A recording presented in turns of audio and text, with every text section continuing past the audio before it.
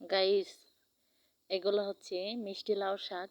আমাদের গাছের, আমার শাশুড়ি কেটে নিয়ে আসছে, এখন বাছতেছে, রান্না করবে।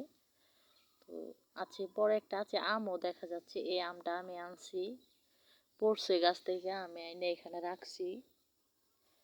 এই তো, তারপরে এই তো আমটা পইড়ে একদম পাইটা গেছে।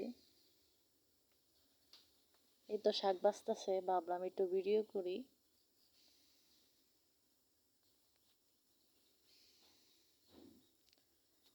তারপর বইসা থাকতে থাকতে আরেকটা আম পড়ে গেছে। এই তো, এখানে দুইটা আম।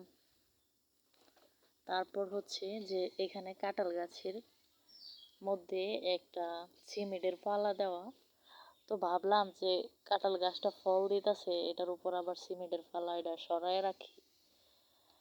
তারপরে এটা হচ্ছে আমি নিচে এখন সরায় রাখবো।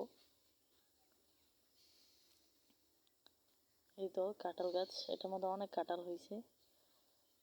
তো এই তো আমি এখন নিচে এটা রাইখা দিছি। ওকে, আল্লাহ হাফিজ।